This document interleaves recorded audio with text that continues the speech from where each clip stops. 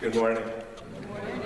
I am grateful to be here. Thank you for inviting me to participate. It's also great to see so many familiar faces. It just, I think, strengthens and reinforces the fact that we have been working together, partnering in ministry for many years, and I really get a sense of that when I look around.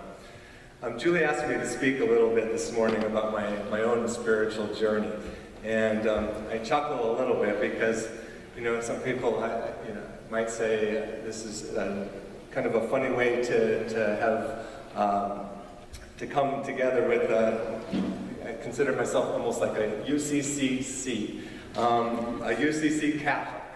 And I suspect that there might be a few of you who grew up in the Catholic Church and have for many reasons found your way to the UCC. But I, on the other hand, grew up in the Congregational Church and converted to Catholicism as an adult while I was living in Bolivia about 20 years ago.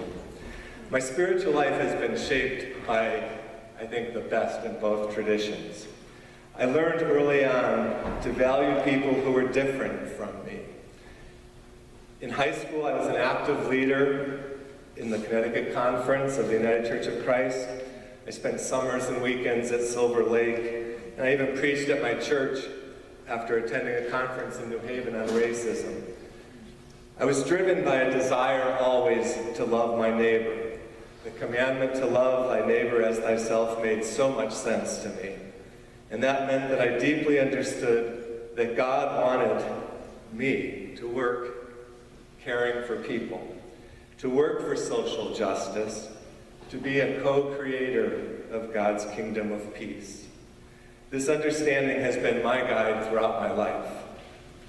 Along the way, I found Butler's Lives of the Saints and Thomas Merton, Dorothy Day and the Catholic Worker Movement, the Berrigan Brothers, and then Latin American liberation theology.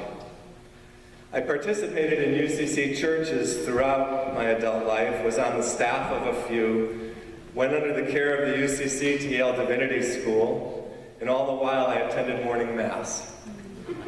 I went to Chile as a lay missioner with the UC United Church Board for World Missions, and ended up a few years later as a lay missioner with the Zavarian Brothers. It was really no leap for me to embrace a Catholic spirituality and a message of liberation and social justice as I was living in Bolivia and Chile for 10 years. The work of caring for the poor was a common thread, was my passion and my vocation. And my time in Bolivia and Chile was kind of bookmarked by the work of the church here in the United States, and specifically the social ministries of the church, working with food pantries and soup kitchens. Seattle before I went to Bolivia and Chile, and then back here in Hartford and Middletown on this end. Soup kitchens and food pantries exist because there are people in our community who are hungry. Emergency and transitional shelters exist because there are folks in our midst who are homeless. Supportive housing is necessary because we so desperately believe that it is right and just for people to live in homes. And sometimes they need the support services to make it work for them as it should. St. Vincent de Paul wrote, "Extend mercy towards others, so that there can be no one in need whom you meet without helping." Here in Middletown, many of us embrace that compassionate vision of caring for our neighbors in need. We provide food, financial assistance, supportive housing, and sometimes shelter on a cold winter night. Many people come to us in moments of crisis. To provide services to the poor and needy, which are acts of mercy, it's really an opportunity to welcome people into our midst and to celebrate their uniqueness, their gifts and talents, their joys and sufferings. Our soup kitchen is really a community dining room where people gather to share meals with their neighbors. Many of them come daily, some because they have very little food or money, others because they're homeless, and others because they live alone and they prefer to eat with friends. As our staff and volunteers get to know them, we are nourished and enriched by the fullness of their lives and by their amazing capacity to endure in the face of poverty. At the same time, we are often moved to tears by their tragedies, by their struggles with addiction and mental illness, by their loneliness, and by their sense of failure and rejection. We feel blessed to know these courageous men and women. And God uses the caring we have for each other, for our acts of mercy, as an opportunity to experience grace in our own lives.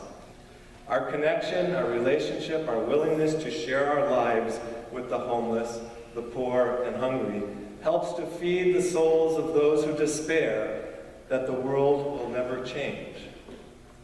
When we are surrounded by people coming for meals, for bags of groceries, for tankfuls of oil, for rental payments, for help with utility bills, we must never forget that everyone we serve is loved by God, and that the way that God loves them is through us, by our trust, our care, and our unconditional love. At St. Vincent de Paul, Middletown, we embrace a theology of hospitality, perhaps best articulated by those involved in the Catholic worker movement. Hospitality is derived from the Latin word for guest. It expresses a relationship between equal people, host and guest. Hospitality reminds people that they are sisters and brothers, children of God, dependent on others, and capable of being depended on by others. It is not a specialized work requiring scientific training. It is something for everyone to practice according to the measure they are so able to.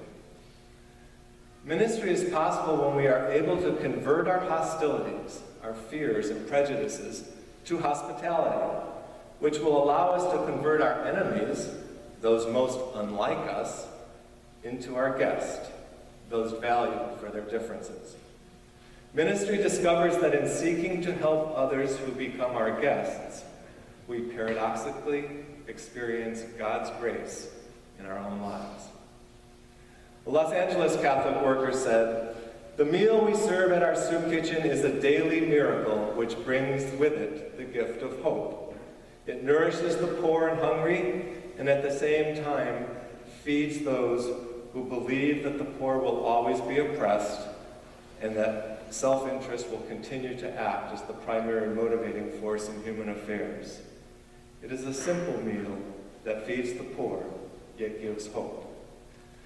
One of the things I like most about our soup kitchen is the fact that it is a space where people gather, share food and conversation, and feel, maybe for the only time in their day, at home. Our soup kitchen provides a sanctuary, a place of acceptance. When you avoid the urge to reform, treat someone, judge them, folks feel welcome, in sharp contrast with the aversion with which they are viewed by much of the rest of society.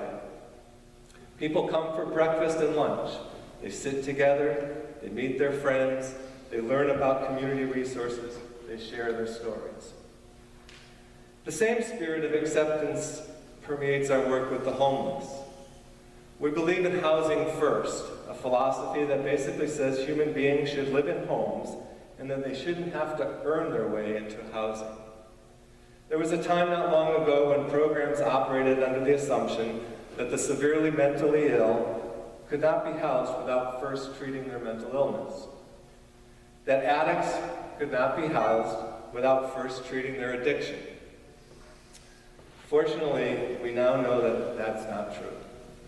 Housing programs across the country are housing people first, and that from the safety and security of a home, people may find it possible to address their illnesses, their addictions, their choices, which affect the quality of their lives. What this means is that we at St. Vincent de Paul, Middletown are housing many individuals who enter their apartments as chronically homeless folks who are either very mentally ill or addicts who are still active in their addictions, or both. These are the most vulnerable of the homeless, those who are cycling in and out of our emergency rooms, in and out of our correction system, in and out of our behavioral health system, Our job is not only to house them, but to help them stay housed.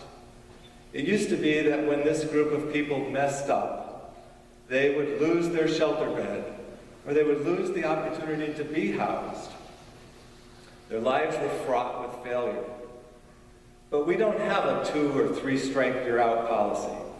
It is from this radical consumer choice model that we earn the trust and the opportunity to be supportive of those in our housing. By not demanding that anyone change before they are housed, or even once they are housed, we open up the possibility that we can be there with them as they begin to want to make changes. Tonight we open the warming center for this winter season. This is another place where we learn to step back from our judgments and our need to control, our desire to fix people, and to care and love and offer support because it is the right thing to do. It's the human thing to do. This is a difficult program. Imagine we've got a lot of challenging folks, those who chose not to go to the shelters or choose on a nightly basis not to go to the shelters for many reasons. They often come very intoxicated, very mentally ill. You put them all in one big room, and they have no beds, no food. They come in at 9 o'clock at night, and the only thing we have to offer really is a big warm room. And we do that, and we've been doing that for the last 6 years. We've been running this program for the city of Middletown. We use 2 churches, the Church of the Holy Trinity, we sleep in their chapel, and at the South Congregational Church, we sleep in the social hall. The folks come in at 9 o'clock at night, and we provide a monitor, we provide a hot drink, and a warm room, and we've come to over the last couple of years, we give people a yoga mat to put on the floor, because especially at South Church, the linoleum is pretty hard. And so 25, 30 people a night come and share in that program, or come for that warmth. Our role is to make it a safe place, a place where people can respect each other and respect the host church. It's really there's no rules, because most of the reason that they're there is because they're not good at following the rules of the shelter system. So while we may wish that folks would make better choices, we recognize that we cannot love them if we are only capable of loving who we want them to be. So we just continue night after night throughout the winter, caring for those folks who are, I think, the most vulnerable on the streets of Middletown. Thomas Burton wrote a paragraph that really resonates with me in our work as it comes to thinking about making changes or hoping for changes in people.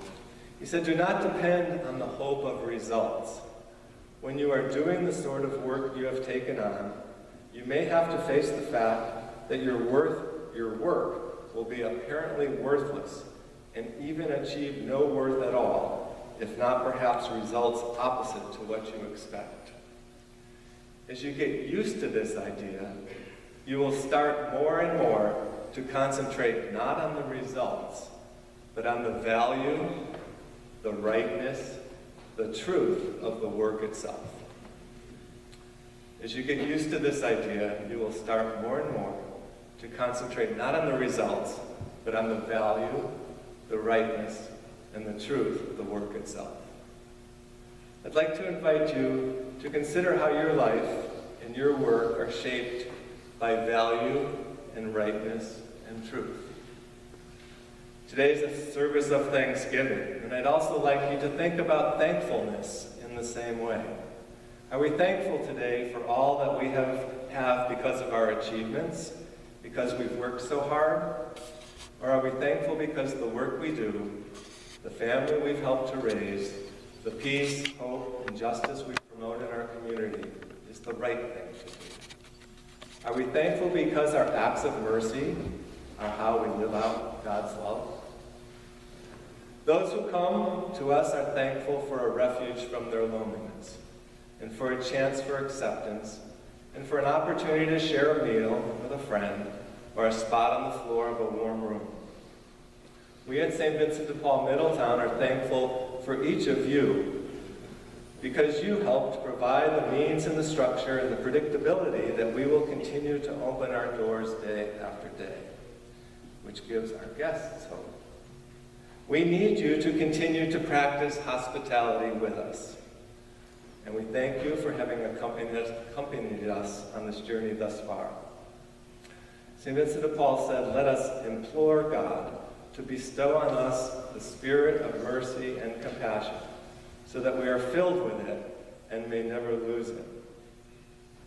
Pope Francis recently said, "Mercy reawakens us to a new life and instills in us the courage to look to the future with hope."